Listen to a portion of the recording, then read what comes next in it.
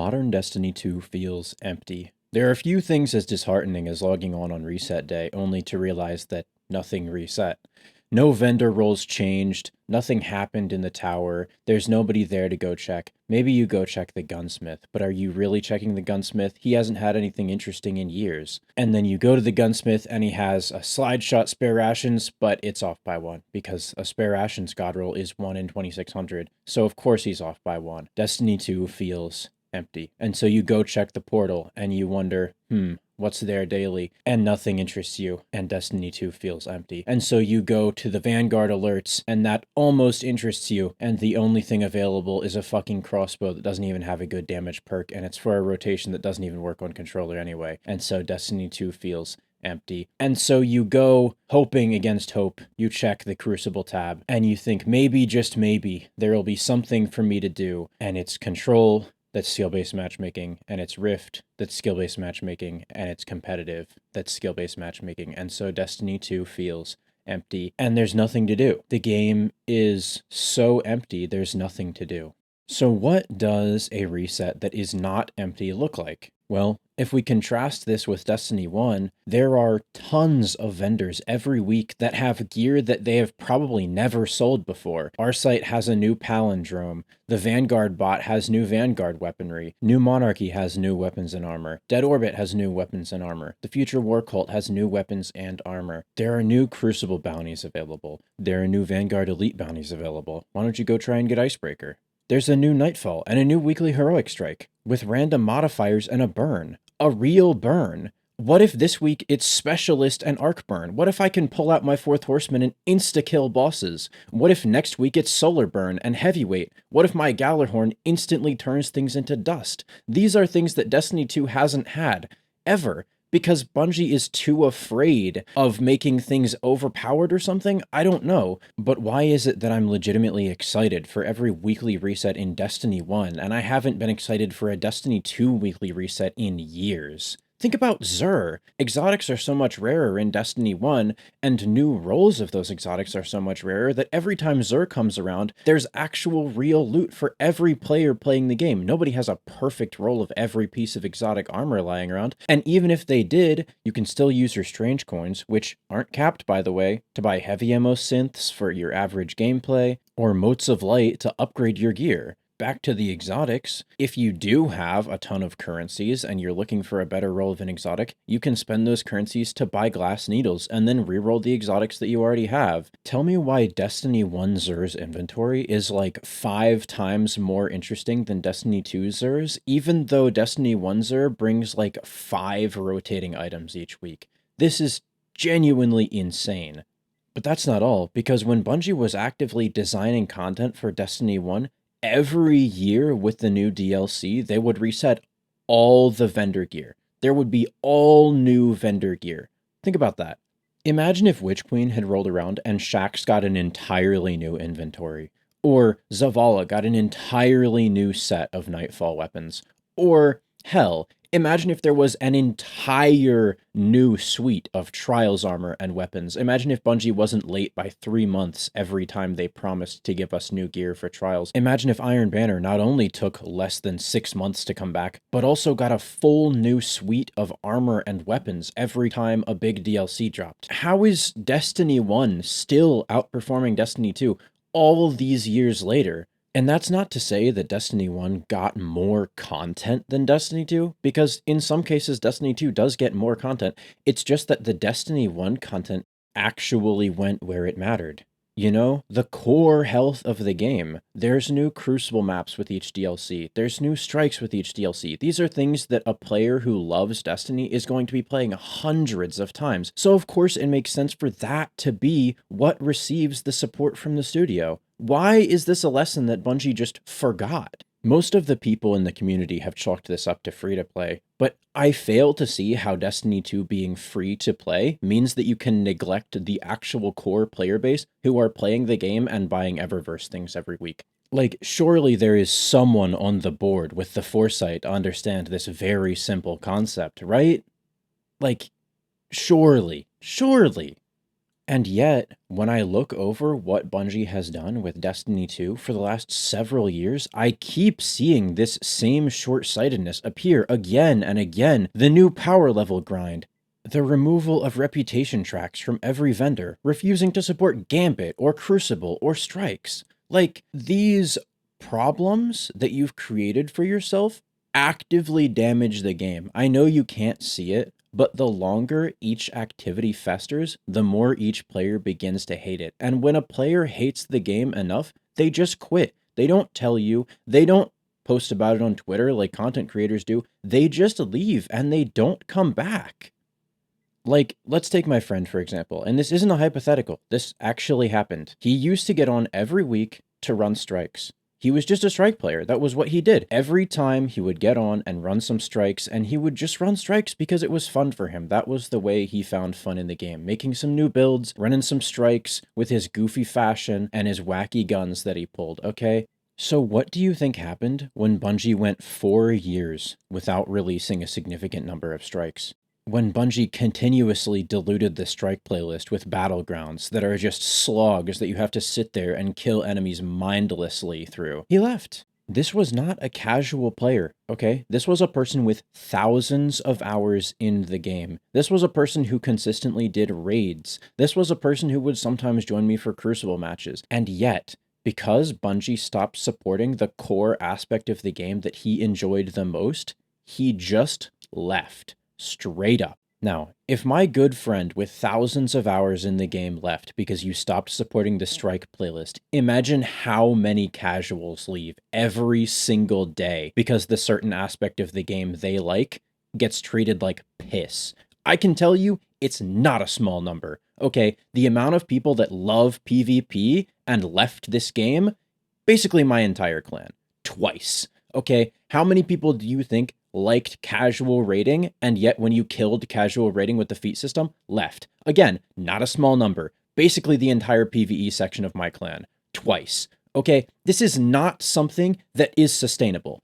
Consistently, Bungie fails to provide the most basic support for systems in the game that people love, adore. Nothing else in the entire gaming industry is like it, and yet Bungie pisses on it as if it is garbage. How? How do you do this? It's as if you are reading the Bible, and then every time you see some interesting wisdom, you think, maybe I will go contradict this today. And you eventually end up an AIDS-ridden flea bag laying on the floor addicted to heroin, okay? This is how Destiny has progressed for the last, 7 DLCs, okay? Even back to Shadowkeep, this was a problem, right? How is it this bad? How is it this bad for so long? It is a testament to the Destiny 2 players' resilience that Bungie still has any player base at all when this is how they are being treated. It's abysmal. It's genuinely abysmal. And now you may be saying, sis, you're taking it too hard on Bungie. They've got their hands full with Marathon. Okay, literally all you have to do every DLC, every year, okay, yearly 5 Crucible maps, strikes, and maybe 2 or 3 Gambit maps, and people would love you. People would jerk you off. People would literally sit there on the floor and let you do whatever you wanted to them as a studio, okay? You could make the game straight up pay to win, as is the case with Destiny Rising, and people would still love you, okay? It's genuinely insane how you manage to do the one thing that can piss off an MMO player base and make them leave over this many years. Since 2019, you have been doing this. How is this possible? How is it possible to do these many things that people hate for this long? How have you not learned your lesson? People every day give you feedback on Twitter, on YouTube, on fucking Reddit. People are telling you exactly what you need to do to make the game better, and that's give content to the core experiences. And you won't do it. How are you this stupid? Okay, let's say you make a card game. What is the most obvious thing a card game needs in order to make people play it and continuously engage with it? Cards, right? A trading card game needs cards. And so as a company, you decide, let's make some cards. And so you make some cards, and then you make some cards, and then you make some cards, and then all of a sudden you just decide to stop making cards. right? You do some really shoddy business math and you realize that your merch sector is making 66% of revenue and your cards are only making 33%. And so you, being the quarterly minded businessman that you are, decide to only sell merch. For the rest of your business's tangible career, you are only going to sell merch. What? Don't you understand that the only reason people are buying the merch is because the cards are good? Because they like how the cards feel? Because they like how the cards play? That's the only reason they're engaging with your business, because you sell cards. This is Bungie. Bungie has decided to stop selling cards.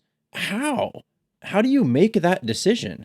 Okay, so that's enough harping on about the core of the game being neglected. Let's get back to the main topic of this video, which is the weekly reset. What would you actually need to make the weekly reset interesting again? Well, how about the return of weekly activities? Let's say there's a weekly Crucible playlist, and after 3 matches of that playlist, you get a Nonary engram. It's really just that simple. Players love Eververse stuff, and Nonary engrams would feel like real Eververse loot. As for the loot pool, you don't even have to sacrifice any Eververse sales for this. You can just make it stuff from a year ago and before, or stuff from 2 seasons ago and before, right? Like, you can be very stingy with this loot pool and just make it so whenever players get dupes, they get Bright Dust. And players would love you for making just this one simple change where running a couple Crucible matches each week gives you an honorary engram. There are so many positively minded players in this community that are just waiting to give you the benefit of the doubt. All you have to do is give them a little bit of fuel and they'll be right there backing you up. For strikes, let's do something similar. There's a weekly strike playlist. You can call it heroic strikes even. And there are some heavier hitting modifiers on it. Let's retune burns and make them go both ways again and make it so that they actually provide a meaningful shift to gameplay via damage increases. And once you finish 3 weekly strikes, you get an honorary engram. And then you can do that 3 times and you get your 3 honorary engrams. And then maybe after that or during it at the same time, you can make it so that every 3 strikes you get a guaranteed shiny weapon from, the selected shiny weapon pool that week, or the weekly shiny weapon. And you can just keep grinding that as long as you want. Just give strike players something to do. They so badly want to do something. Give them something to do. Okay, but what about that sort of middle to end game community that likes casual raiding but can't really be bothered to run stuff on high feats? Well, how about making it so that the first clear of a raid each week gives you a guaranteed tier 5 holofoil weapon? These kinds of pseudo end game players love holofoil stuff because it just gives them an additional chase that's just fun. It's not power, it's not actual in-game effectiveness. It's just a fun thing that they can kind of go after. If you make it so that the first clear of a raid each week gives you a hollow foil weapon at tier 5, no matter what your light level is, no matter what feats you engage it with, it will create an attraction for all those people that are sort of stuck in the middle ground of oh, well, I want to do a raids, but the raid loot isn't worth it, but, well, I could be asked to do a raid, but none of my friends are on, but I'd do it if it was just it gives them that little push that they need to engage with the raid each week. Now, let's talk about Gambit, because I, unlike Bungie, did not forget about you guys, and I actually want an excuse to play Gambit as well. So, here's what I suggest. Let's say every week the Drifter offers 3 weapons from his loot pool. You can go to the Drifter, select one of these weapons, and after 3 matches, you will get 7 copies of that weapon every week. You can go to Drifter, pick up the quest, or select the thing in his inventory, 3 matches of Gambit, 7 drops of the weapon you're chasing, okay? A perfect god roll in this game is 1 in 200, something like that, with the tier 5 system. And, a god roll for PvE is 1 in 4. A casual PvE player will still be encouraged to engage with this over multiple weeks, because there are that many weapons that they are interested in the Gambit loot pool. With the Gambit loot refresh Bungie has been talking about, right? There's going to be a lot of interesting loot in the Gambit loot pool. I don't know if it's all getting refreshed, but a lot of it will be, right? So you can do this, not overcrowd the amount of Nonary engrams, because I know Bungie would be worried about handing out that much Eververse loot, not rely on holofoils, because that can be a raid exclusive thing, and this can be its own separate thing just for Gambit, and Gambit loot has always been the main attractor, similar to Crucible loot, but in a different way, because Gambit loot has actually historically been really interesting for the game. All right, the last thing I want to talk about before ending this video is vendors. Vendors in Destiny 2 are fundamentally different than vendors in Destiny 1 because weapons in Destiny 2 are fundamentally different than weapons in Destiny 1 by about a full order of magnitude based on how hard it is to get a god roll, right? So here's what I suggest. Every completion of a Strike, Crucible, or Gambit match would give you 1 token for that respective area, right? Complete a Crucible match, get 1 Crucible token. Finish a Strike, Vanguard token. Cool. Every week, each vendor that has to do with those specific activities would have 3 weapons available that you can spend your tokens on. This would be from their full loot pool, and it would just be tokens. No glimmer, no nothing, just the token. So, the entire idea is every week you go check the vendors. What is there that I can grind for this week from that pool of weapons that spans the entire game's history? And then you can just spend your tokens on that, right? The idea isn't to force you to play the activity, but rather engage with the vendor and profit from actually having played the activity in the past. That's why it's an uncapped currency, because the whole idea is, okay, well, I play this activity that I like a lot, so I can take this token that I've earned from playing a whole lot and then spend that to get this weapon that just so happens to be focused this week. This gives the actual vendor life. This gives people a reason to pay attention to what the actual vendor has in stock. Imagine, for example, that you're a really successful, prolific strike grinder, and you've always wanted a perfect copy of Prolonged Engagement, the SMG, for some reason. And so, one week, Zavala just happens to have it for sale. And despite the fact that it's like a 1 in fucking 10,000 or whatever, because it's a 12 perk pool, you can spend all those tokens that you have saved up from just playing the activity forever to get basically 1,000 chances at getting your god roll, right? And if you don't get it, then whatever. And if you do get it, still whatever. You know, it's a weapon from the game's past. So it's not super important if players can just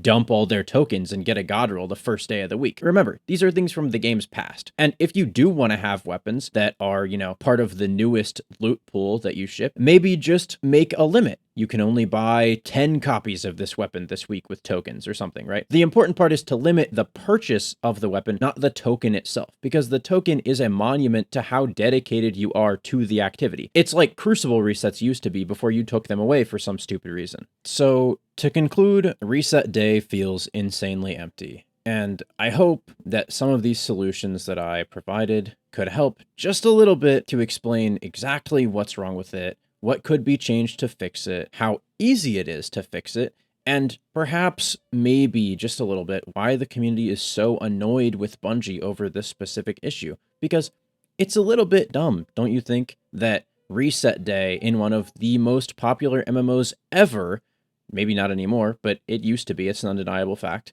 is so empty and feels so worthless to log on for, right? Logging on for Reset is like checking the Eververse store and then closing the game again. So I hope that this video helped provide some perspective, and if it didn't, I don't know, hit the dislike button. People seem to like doing that recently. I don't know. Have a good day. Like, whatever. Christ is king. I'm out.